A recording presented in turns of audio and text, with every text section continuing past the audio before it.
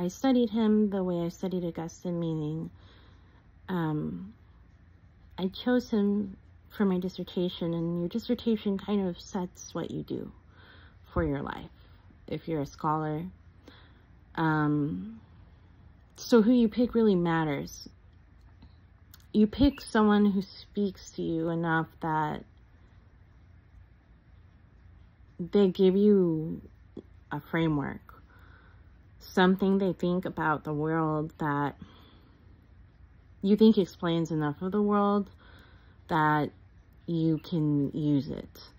I wanted to learn about a version, I guess, of the problem of evil that it seems like what humans need to flourish and to be happy is so different than what we get. And a lot of that can be explained by our choices or the choices of other people, but not all of it can. So you have to kind of ask yourself, if you think that there's a structure in the world or meaning in the world, well, whatever gave this structure meaning, what was the job that it did?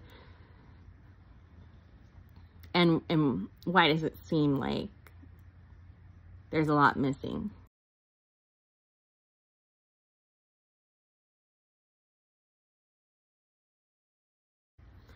This idea that there's such a difference between the real and the ideal that we have to spend our lives kind of doing the best we can to close the gap. I think Machiavelli gives us a lot to do with that. He's someone I don't just think that's interested in talking about stopping this older understanding of virtue because it's wrong. I don't actually think he's that interested in the question of whether or not it's incorrect. I think he thinks even if it's correct, it doesn't matter, because what life is like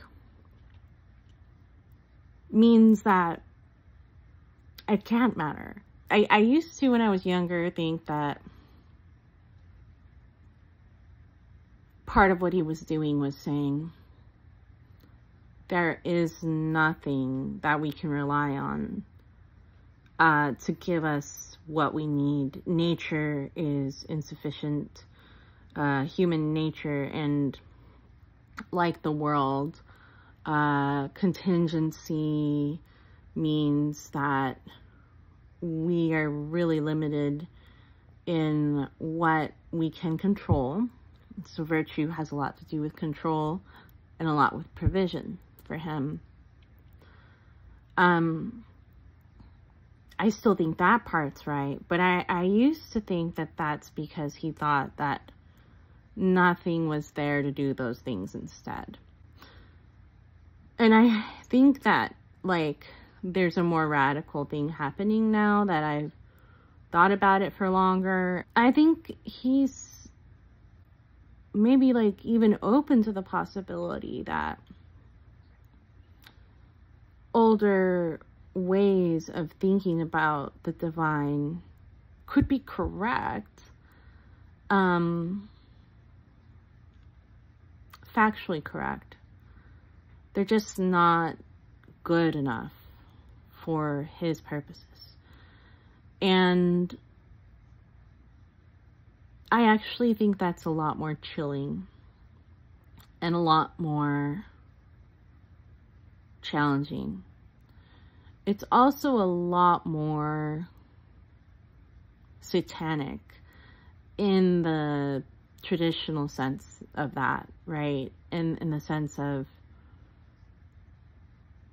I can do better than what the divine has done. It's refreshing to see him acknowledge how different life is from how it should be.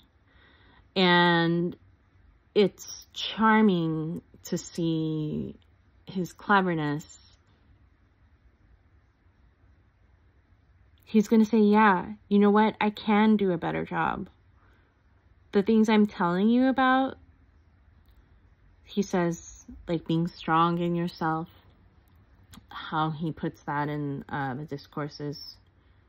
If you don't act this way, the things that you love and cherish, what it means to have stability on earth at all of that will be gone. We start to see as we read that he makes a big deal about getting rid of the ideal of ways of acting that are beyond the human. He wants to reject types of virtue he thinks are beyond natural human interest, natural behavior. But if you keep going, you end up with a version of being a human that sounds as unrealistic and as, like, filled with idealism as what he rejects. You really see this when you get to the point, I think 2 points, in the type of political character, political virtue he's looking for. One of them is the point where he wants to create a type of human who can know when to be merciful and when to be cruel and when to be, I guess you'd say, truthful and when to be dishonest, when to be religious and when to be without religion. He thinks you can have a human who psychologically can switch between those modes at the exact right time. First of all, that you can have a human who can have the judgment of knowing when to switch to what. And second of all, thinking that you can have a human who is capable of those very, very different types of acts, of switching back and forth between them. There's something that's really psychologically unintegrated about that. And if it is possible for humans to act that way intentionally and prudently, meaning like in a way that actually is choosing the right way at the right time, I've yet to see like a consistent, meaning like a long-term example of humans being able to do that without tremendous psychological strain, and without eventual miscalculation. You can't really switch between those dispositions, and you cannot either hold this space of neutrality where you can just put on one hat or the other hat at any given moment, especially in the context of particular relationships. You know, because relationships have prior duties, prior obligations, prior experiences that color everything. The idea that there's a human who's going to be able to enter into this blank space, this emotionally blank space that's distant from that, and then move between radically different dispositions. That's just not how we work. The other thing I think that he describes about political virtue that is kind of pie in the sky idealism about what humans can achieve if they want to be virtuous is the unnaturalness of his belief or his exhortation to kill the sons of Brutus. So again, you have an example where what he's demanding of human nature is so different from what we're like and what we do,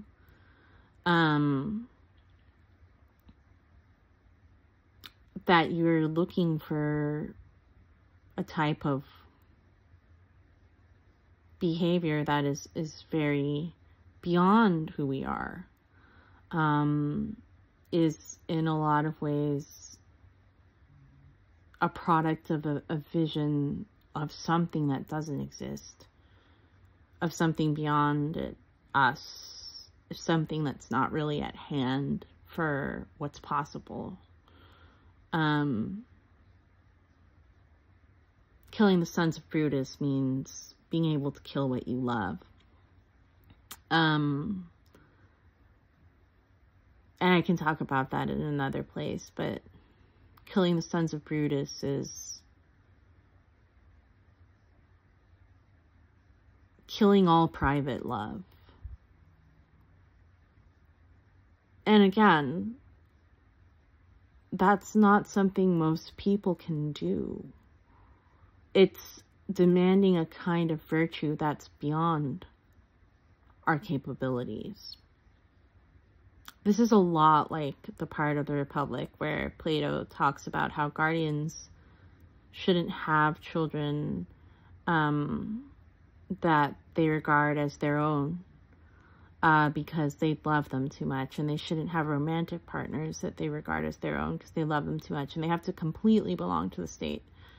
And the reason this is one of the three waves is because it's laughable to think that this is something humans could do. That humans could love every child as if it is their own child. That humans could be around other humans and never develop particular attachments to them. That's not possible. It really seems though like Machiavelli is not being reasonable about that. That again, what he demands is